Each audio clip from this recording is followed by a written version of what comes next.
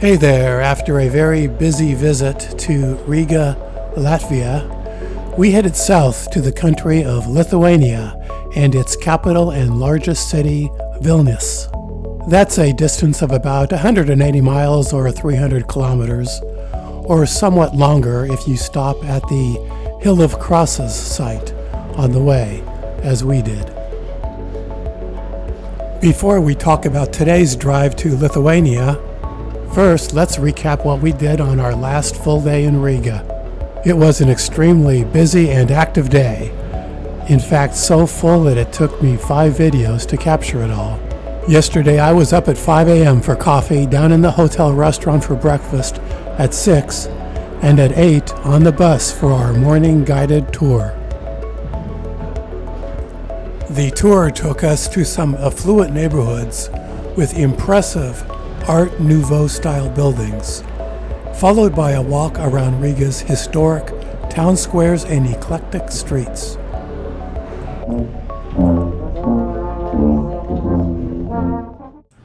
After our guided tour, I was on my own for the rest of the day and wanted to make full use of it. First, back to our hotel to get some panoramic shots from the top floor, then back outdoors to take a walk to the world-famous Riga Central Market.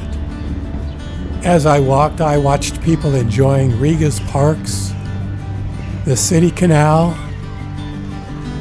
and the always popular Riga sign at the entrance to the Old Town. And you never know what you're going to stumble across. This time it was graduation at Latvia University, and then the always busy and colorful Riga Central Market. Next, it was a visit to the Janiseta map shop, the best privately run map store I've ever seen, with an amazing collection of Soviet military maps of the world, dating back to the Cold War era. I enjoyed talking to the guys at the map shop and even bought a Soviet Cold War era map of my hometown in Orange County, California.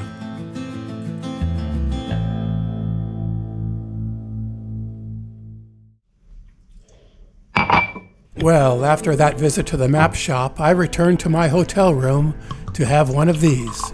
It is, after all, a hot day in Riga. And then I headed out to dinner at Lido restaurant, where they serve up fine local dishes in a casual atmosphere at a reasonable price. What more can you ask for? Now, I will admit that my inability to read the Latvian signage resulted in inadvertently choosing a non-alcoholic beer. But at the tail end of an exhausting day, it was still excellent. Well, by that time it was almost 8 p.m., but in these northern latitudes, still a lot of daylight left. So I decided to take an evening walk through the old town of Riga.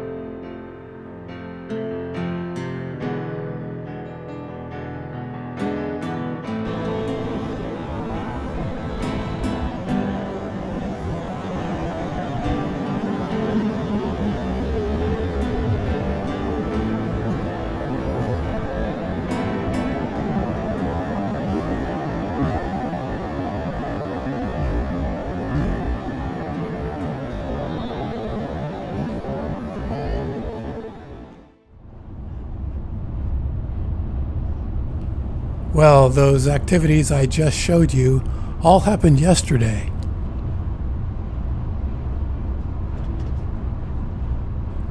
But now it's the next day, and the agenda is to depart this great city of Riga and head to another great city, Vilnius, Lithuania.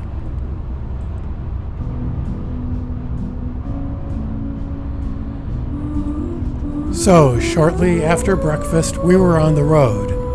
And even before we were outside central Riga, Egis, our wonderful tour director, let us know what we would be doing today and in the days beyond. So many things to do ahead, and today of course we'll make the best of a road journey to where? To home.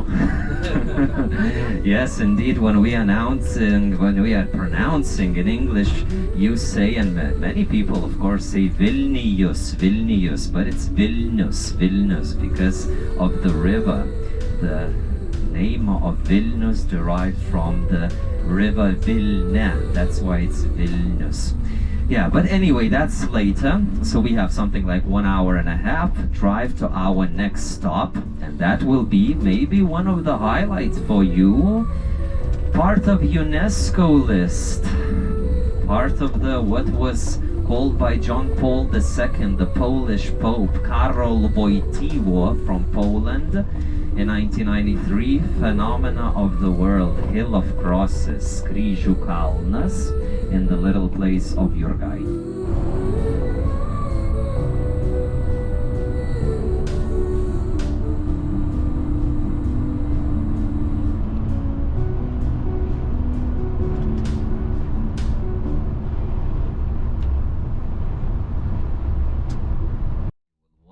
So yes, so we will make a stop on the way to Vilnius, because of course you can have lunch once we arrive in Vilnius, but I think you will feel hungry because, as I promised, you have free afternoon. We just have a dinner at 7 o'clock at the hotel's restaurant, just same like in Tallinn. The same breakfast restaurant will be also for tonight's dinner, so nice and relaxing. We don't need to go anywhere, we don't need to drive anywhere. However, in the afternoon I'll be suggesting to join me for Museum of Occupations, Museum of Genocide Victims, and original former KGB prison. So that is in the afternoon. I organized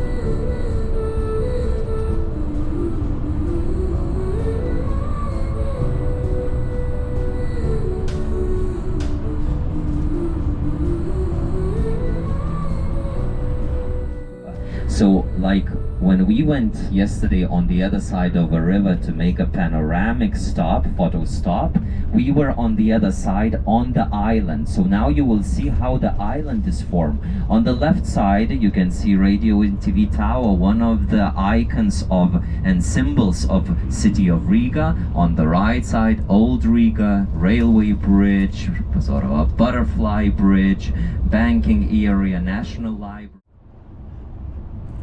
Soon after crossing the river, we were driving through the lush green Latvian countryside.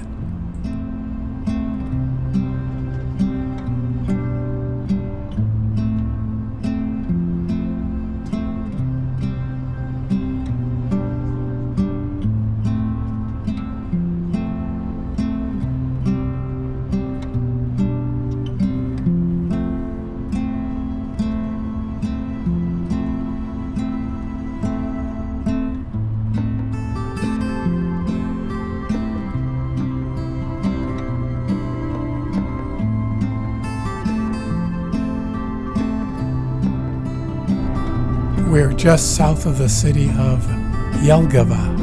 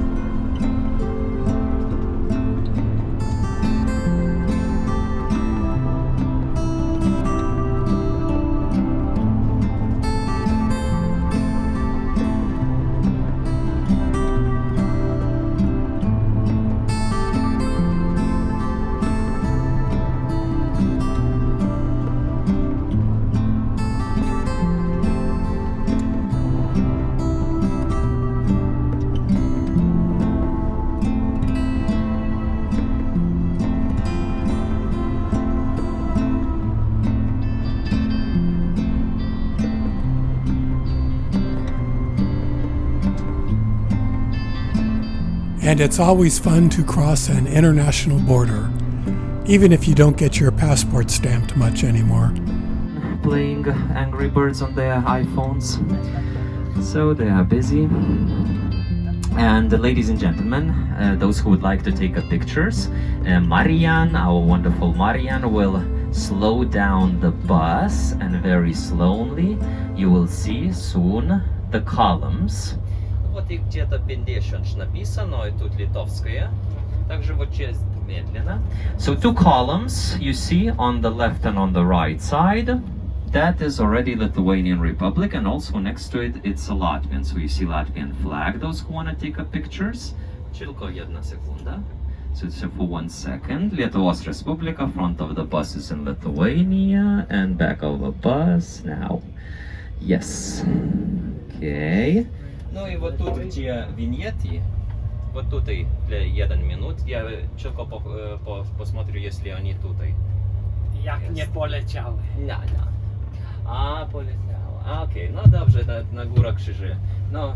And that's all. On the left side there is a nest for storks. Normally I say that that's the only custom officers nowadays who are controlling the border. That's the storks. They are probably eating somewhere in the fields, having breakfast. Frogs, bigger bugs they love, snails they eat. Yeah, but I'll show you more as we drive. We'll make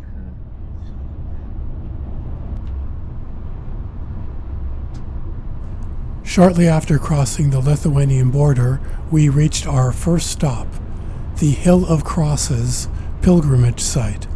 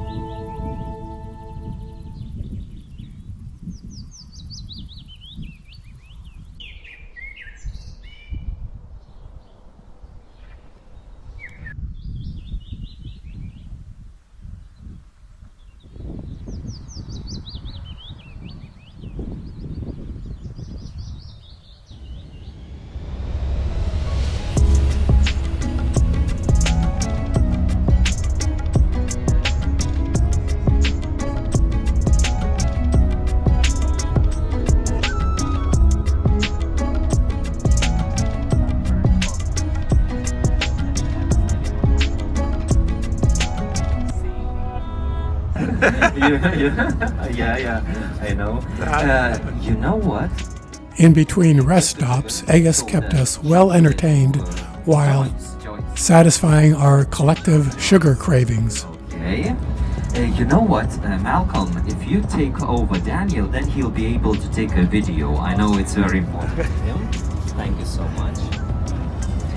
Okay, and the whitish chocolate, so you can say. All of these items you should be able to find in the Maxima next to our hotel. If you don't find one or another item, and if you really want, the best is you tell me today, okay? Because then I will go to bigger one next to my home and I will get it, because Maximas, according to the size, they are identified X or 2Xs or 3Xs. 3Xs are the largest ones, and then they have all the items. That's where I get. So yeah, these are my favorite three ladies.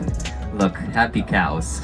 Because next to us there's Joniškis and Rokiškis. These are two places where they produce a lot of cheeses, lots of dairy products, nice milk, kefir, sour milk, sour cream, yogurts, this little sort of cheesecakes that you tried, but that was Latvian. We have similar in Lithuania, but nothing as good as Latvian. Cute, huh? Moo moo, our cows, our animals are happy animals. Yeah. So, coming back to winter time, of course, we drink vodka, or we go to solar studios, or consume chocolates. So, chocolate time. I will start with four actually, most significant, and I promise all of you will try it. This you will try, all of you. I'll tell you. So this is the oldest one in Lithuania, which is called ananasiniai. We don't grow pineapples. Ananasiniai means pineapple-ish. And this is since 1920.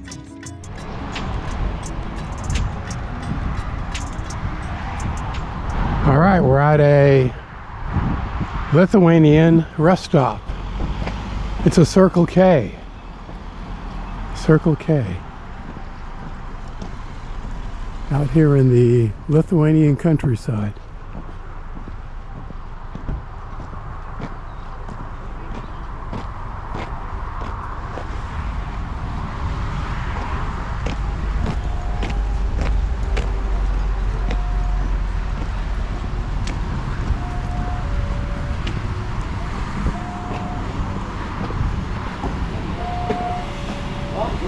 Here's our gas pumps.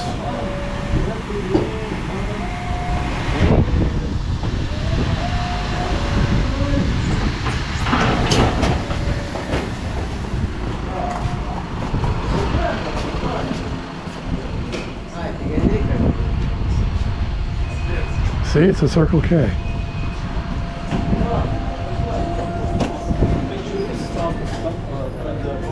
The most popular item here is the hot dogs. For myself, I had the bratwurst.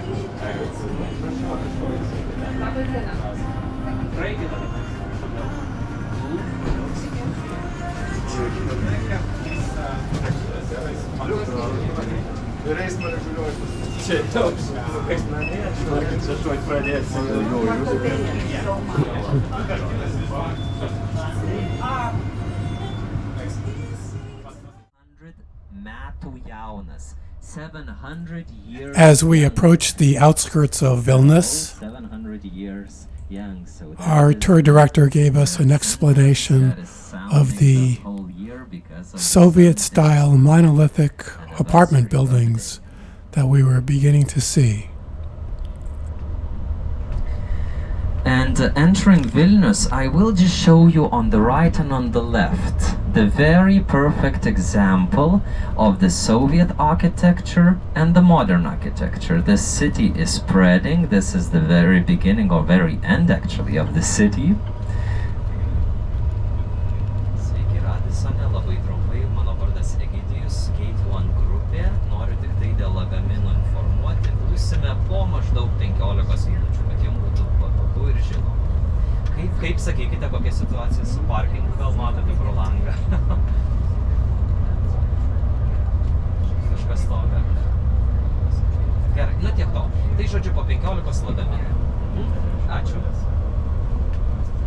So you see, on the left side, it's a purely Soviet buildings. On the right side, it's already capitalism.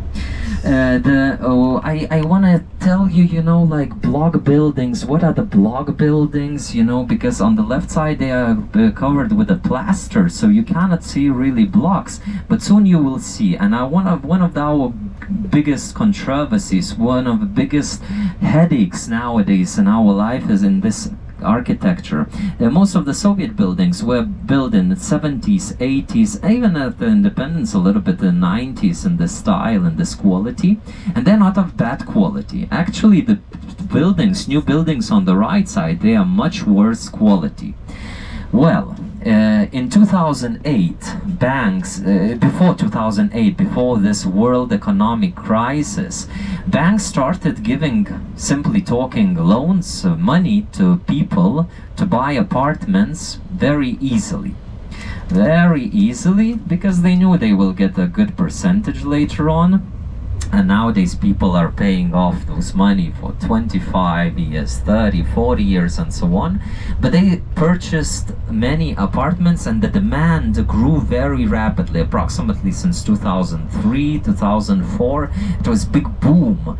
And people had money from the banks, and the demand rose, and then very quickly they had to build so many apartment buildings. Of a bad quality, of course. On the left side, you see the 9 floors, 10 floors, and the more we move towards the center, the older they are, especially 80s. And you will see block apartment buildings. Now, what is one of the headaches? The material that connects the Soviet apartment buildings blocks, you can see clearly. Where is the blocks? Straight ahead and soon on the left, yeah, all these 5-floor, 6-floor raises. So it's a fiberglass. Everybody knows that fiberglass is good to use in the block apartment buildings up to 25 years. So answer yourself, if it is built in 1980, 82 especially, 84, 78, so when does it expire? And what you're breathing is basically breathing through, of course, your window, everything, but percentage-wise, you're breathing also fiberglass. So it's not very healthy anymore to live in those apartments. But what to do? So many, around 80% of the city lives in the Soviet apartment buildings. Well, now it's decreasing because, of course, the newer buildings are built, but of course of a better quality because we learned the lesson. Now the new ones, when they were built in this boom before economic crisis of 2008 and 2012 here, they were of such quality. I will illustrate, and this is real story. My professor told how she came back once to her new apartment after work. She finished the lectures, she's coming home, and she opens this new apartment door, and there's a German Shepherd sitting. She doesn't have a dog. She said, I closed the door, you know, from the outside, and I'm looking. Yes, that's my apartment door. You know, it's a door, but still no number on the door. It's a new apartment. I open again, the dog is still sitting. She thought, you know, I got, you know, insane after those days with students. I walk in, you had what to do, you know. Meanwhile, everybody were at work. Dog ate hole in the wall from the neighbors and got into her apartment. That is the quality. So really people were frustrated, but that's it. Banks worked its way. The building companies did its cheating, and that's it. People were trapped. So that's how it is right now. The people living in the weather very bad quality apartments or block buildings with a fiberglass. What is the solution? Renovation. I will show you some of the apartment buildings are renovated very nicely, changes the face of this gray city, because really the Soviet architecture is very gray. Look at the straight ahead on the right side, these 16 floor buildings, apartment buildings. So very great. European Union, when we entered the European Union, when we became member, they offered projects, whereas 70, 80, at least 50% European Union would compensate this renovation. Smart neighbors, neighborhood, they did renovate their houses and they got the renovation for very cheap price. You have to pay according the size of your apartment. So it could be in 10 years you can pay 4,000, 6,000, 8,000 euros. And those who got compensation from European Union, if they were on time, they paid like 2,000, 3,000, nothing. Well, nowadays the prices can be 15,000, 30,000 if you have a bigger apartment, and that's a big money, because you can imagine, like, well, not average apartment nowadays in Vilnius costs around 100,000 euros. So for renovation, 30,000 is quite a lot when you're earning 1,200 a month, 1,500, maybe more prosperous people can earn 4,000. Yes, there are younger people, especially those who work in IT sector. IT sector is very important nowadays for those who want to earn a lot. So it's a lot of money. And what was the problem, and has been a problem, is that if you in the house don't agree, more than 50% of people sign that yes, we want renovation, then if more than 51% signs, yes, renovation happens. If less, then it doesn't happen. So it's almost half and half, a little bit more than half, so it's 1%. But the problem is the age of society. There's so many people like my parents' age are living in those apartments. I grew up in such apartment. My parents still live in this Soviet building. And they say, you know, why this renovation? First of all, after some renovation under some construction companies, the mushroom, the fungus got inside. Why? Because imagine the wet body, when you put over wet body sweater, right? It's even more sweat, it doesn't breathe. So that means the building started, you know, getting fungus from inside because it doesn't breathe after renovation, because they're putting sort of a layer, additional layer on the walls. So my parents' generation and elderly, they say, you know, it's enough. It's gonna be enough for the rest of our life. Why do we need to renovate? Meanwhile, new ones who are living, young people who are building up their life and planning to live there, they say, yes, but we'll be living in those apartments. We need to renovate. How will we live? I mean, it's just getting old. Let's renovate. And nowadays is the biggest controversy talking about the real estate. People argue, people don't disagree. It's actually very good that in an apartment building where my parents live, we grew up and we left homes. Most of us, I would say 80%. So basically all of the people are of the same opinion, because they're approximately my parents' age and around my parents' age, and they are saying, yeah, it's gonna be okay anyway, we'll get old, one will pass away, one will stay, we'll move to one small apartment on the ground floor. For amongst the pensioners, amongst the retired people, the ground floor is the most popular, or the second floor, because on the 5-floor building you don't have elevator.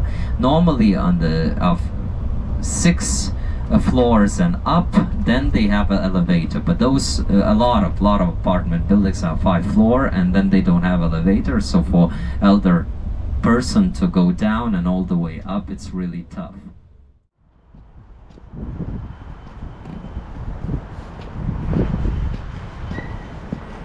This is the Radisson Blue Hotel, Radisson Blue Viešbutis, located here in Vilnius, Lithuania, right on the shores of the river. And next to a big shopping center. This is our home for 2 nights. Friday and Saturday night, Sunday morning. So let's go check it out.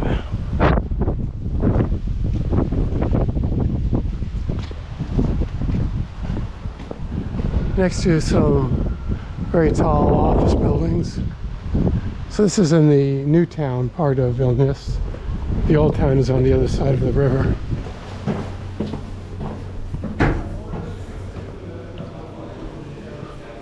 When you enter into the lobby on the right side, you find the hotel bar.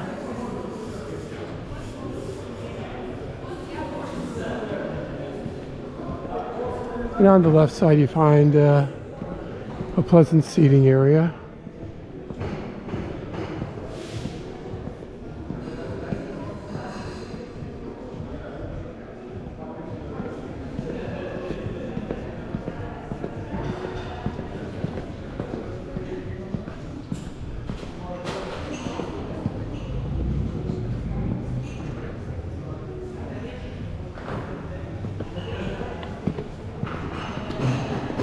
And straight ahead are the reception desks.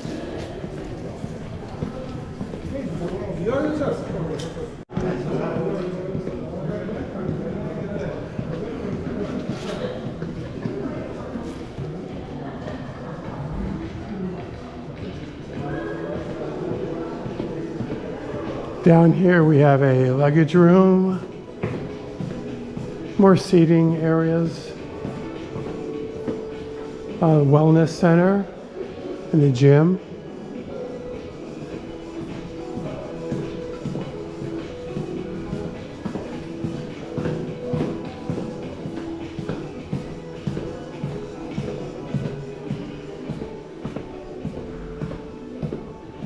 And another bank of elevators.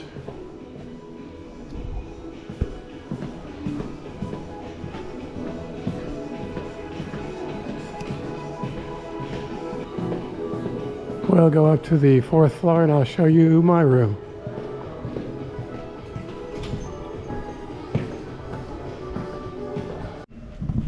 Okay, let's check out our room here in Vilnius,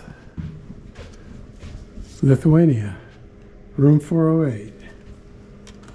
This is the Radisson Blue Hotel.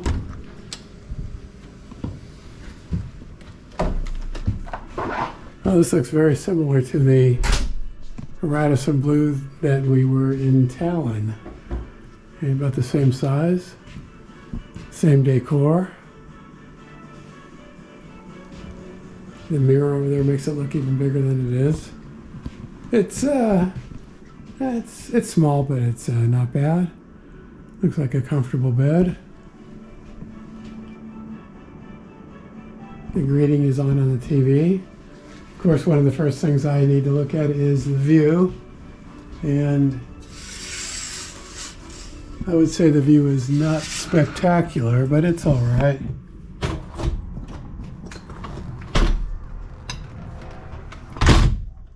If I could open this window all the way, I would do that, but I still need to figure that out. So I know there's a shopping center over there that our tour director pointed out. There's a very modern building over there, and with some construction going on.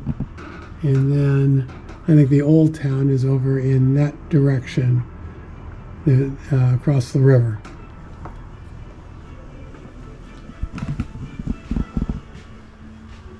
And over here we have the bathroom.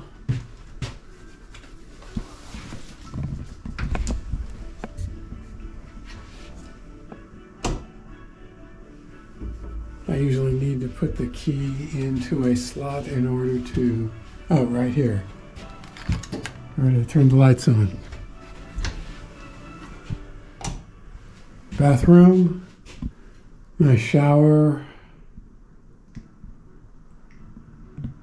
everything you would want in a bathroom.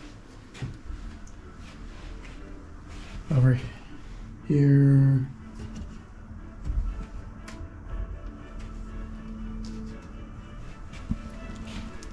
I thought that was a closet. might be a closet, I'm not sure. Here is probably a refrigerator and safe. Coffee making facilities. 2 bottles of water, that's good. All right, so there it is. Radisson Blue Hotel in Vilnius, Lithuania. I'm anxious to go out and walk the town, especially the old town part across the river.